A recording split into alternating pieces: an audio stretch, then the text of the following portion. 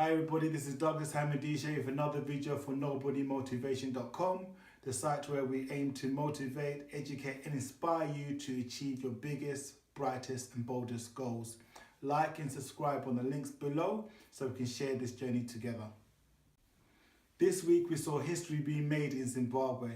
We saw the military taking over the government in what was described as a military coup, a managed coup, a changing transition, even a cabinet reshuffle. Whichever semantic argument you want to frame it, the fact was clear. The military had taken over.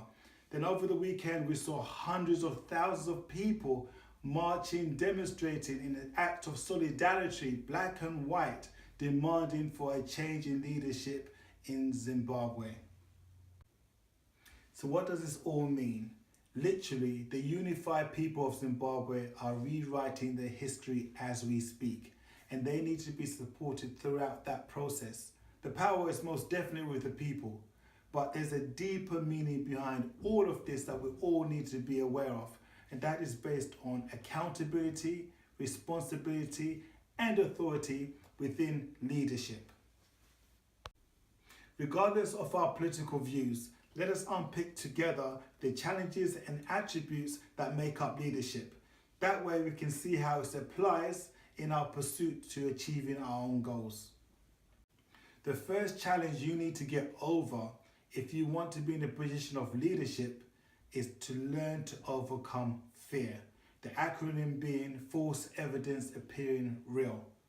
The best way you can overcome fear is through studying. Leaders are always readers. If you're not reading, you're not putting yourself in the best position to understand that which is terrifying you. And really, there's no excuse in the day and age we're living in. You have audiobooks now, so even if you're driving long distances, you can still be attaining knowledge. You can have your audiobooks playing in the background while you're working out in the gym. So please do your knowledge, that way you can overcome your fears.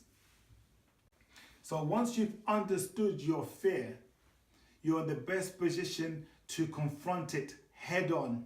And this is when the veil of fear will be lifted from you and you shall have clarity. So this will allow you to see things for what they really are and not what you previously perceived them to be. Once you have vision, you're able to clearly articulate something that other people can then follow. Remember, if you can't see it, they can't see it to follow you. And just like when we define our goals in under 140 characters or less, your vision statement should also be in 140 characters or less. For example, let's make America great again. Very short and very simple. You either get it and you like it and you subscribe to his philosophy, or you don't and you move on and vote for the alternative. Either way, it's a vision statement that is built around clarity. Once the veil of fear has been lifted and you have clarity of vision, you shall have power. And just as the proverb goes, absolute power corrupts absolutely.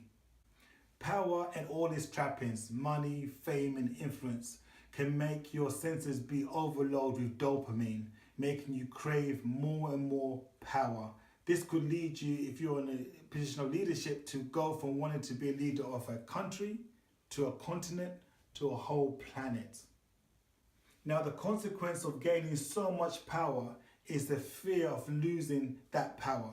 This has led many leaders to exercise the most ridiculous ways of trying to hold on to power. You see them changing laws that are made to safeguard the people against bad leadership. As you overcome fear, clarity and power, the final attribute you need to come to terms with is that your role as a leader will come to an end.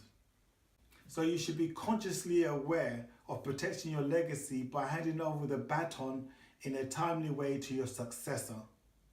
I will talk a lot more about various leadership styles and techniques in my next videos, but today the take-home message is, look, we're all leaders in some capacity. Before we throw stones at leaders that have fallen from grace, be that in religion, entertainment or politics, let's take a step back and reflect on our own performance as a leader. Through that introspective reflection, you'll come to realize that the true revolution will never be televised.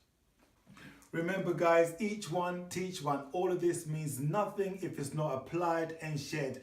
Click like on my videos or subscribe on the link below. This is Douglas Hamadisha for Nobody Motivation. I'm out.